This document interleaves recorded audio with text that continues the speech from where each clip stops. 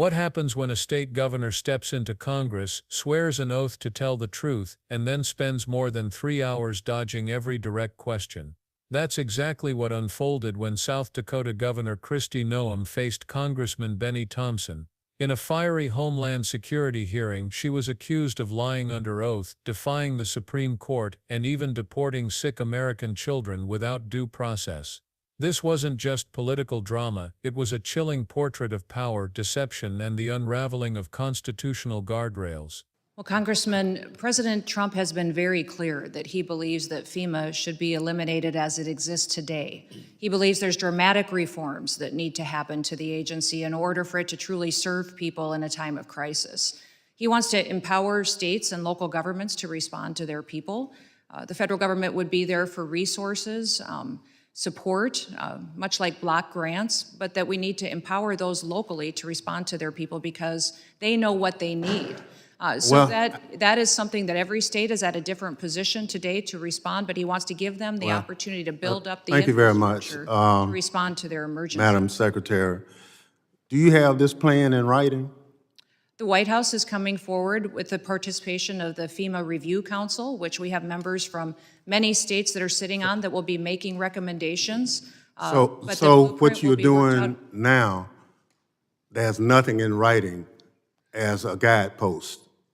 Well, sir, you certainly know that there are reform bills here in the House side and in the Senate side of how to address the failures of FEMA from the past. No, but you're the Those will be secretary. considered with the FEMA Review Council recommendations. No, you're the secretary, and you say you're doing all these things, and I'm just asking you, do you have a written plan for what you're doing? There is no formalized final plan for how this goes forward because the input of Congress is critically important. As you know, there are statutory requirements of the agency. Well, I'm glad you recognize, Madam Secretary, I'm glad you recognize the statutory requirements. Washington State, Mississippi, and a couple other states already have requests in to you or to the President for disaster declaration, and it's taken an inordinate amount of time, more than normal. I just want to know, is that inordinate amount of time is based on some plan that you have knowledge of? But if it's not in writing, I understand. So you talked about the rule of law. Are you telling the committee that due process for anybody that's picked up in this country should not be followed? Congressman, we have utilized due process as it is laid out in the tools that Congress has given us. We have followed the tools and the processes to which Congress has given us to give due process to people appropriately as it is due. So your testimony to this committee under oath is that everybody that ICE has picked up in this country has been given every opportunity as Section 5 under the Constitution provides. Correct. I believe everybody has gotten due process and every person has been treated appropriately according to the civil or the criminal action to which they were encountering individuals and brought into our detainment and then also removed from this country. So your answer is yes. The tools that you have given us as this I'm body talking about the for due Constitution process of the have been United implemented. States. I'm not talking about tools. The Constitution is clear.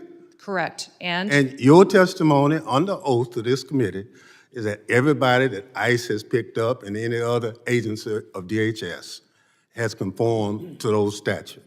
For example, Congressman, yes or no? No, I don't need an example. Expedited removal is one of the Madam tools Secretary, that you have I given got us to 4 utilize seconds. as due process. I just need a yes or no.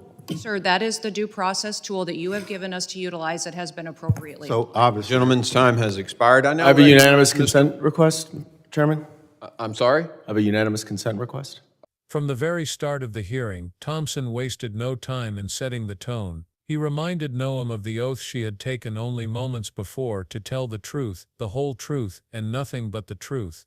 But according to Thompson, that oath was broken almost immediately. He charged her with perjury, accusing her of testifying that her administration followed the Constitution while federal courts had already ruled otherwise. In fact, judges found that the Department of Homeland Security, under her leadership, believed it had the right to stash away residents of the United States in foreign prisons without so much as a shred of due process. That, Thompson said, wasn't just a violation of law, it was a betrayal of the very foundation of American democracy. And if that sounded alarming, what came next was even more damning. The name Kilmar Garcia quickly surfaced.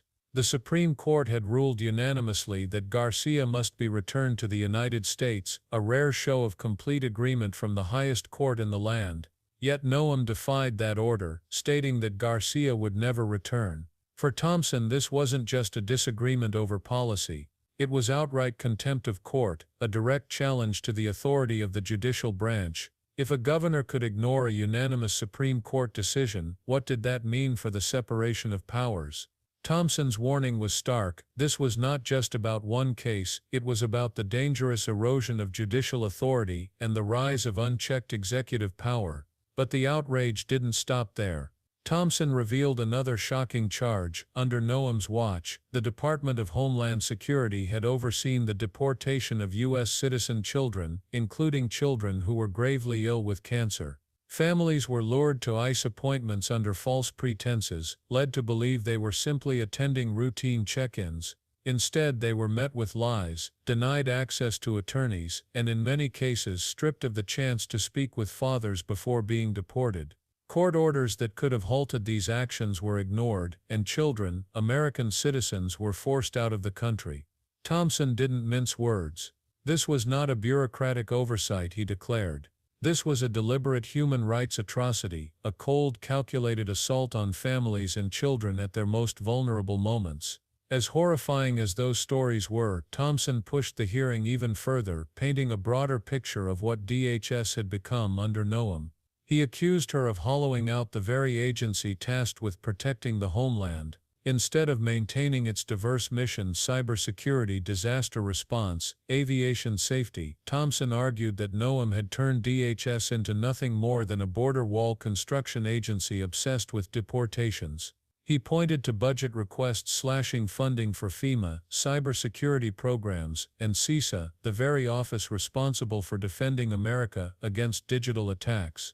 At a time when foreign adversaries like China are ramping up cyber warfare, the United States, Thompson warned, was being left exposed. But it wasn't only the cuts that alarmed him. Thompson went on to call out Noem for spreading dangerous conspiracy theories, particularly her false claim that CISA acted as a censorship agency. He stressed that CISA never censored anyone. Instead, he said, this lie was part of a larger GOP strategy after 2020, discrediting government agencies that protect elections and national security by rebranding them as partisan threats.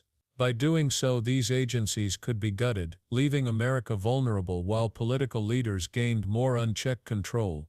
Thompson's message was clear: this wasn't just reckless, it was intentional institutional sabotage. Then came the most chilling moment of all. After laying out the accusations, perjury, contempt of court, deporting sick children, hollowing out Homeland Security, and spreading disinformation, Thompson looked directly at Noem and delivered a symbolic warning: if you dance with the devil long enough, he's liable to follow your home. It wasn't just a sharp line for the cameras, it was a direct admonition about the dangers of aligning with Trumpism and the authoritarian wing of the Republican Party. Thompson's words suggested that the very forces Noem was enabling could one day turn against her, devouring her leadership and leaving behind nothing but destruction. But beneath that personal warning lay a deeper crisis. This hearing, Thompson argued, was about more than Kristi Noem. It was about the future of American governance itself. Would government agencies like DHS uphold their constitutional duties, protecting citizens and defending the nation? Or would they become partisan weapons, tools of political loyalty, rather than instruments of national security? In Thompson's telling, Noem had chosen the latter, transforming DHS into a machine of deportations while dismantling the safeguards that protect Americans from disaster, cyber warfare, and foreign aggression. The clash laid bare a dangerous trend. Under Noem's leadership, the Department of Homeland Security was shifting from defending Americans to targeting them, prioritizing loyalty to Trump over fidelity to the Constitution.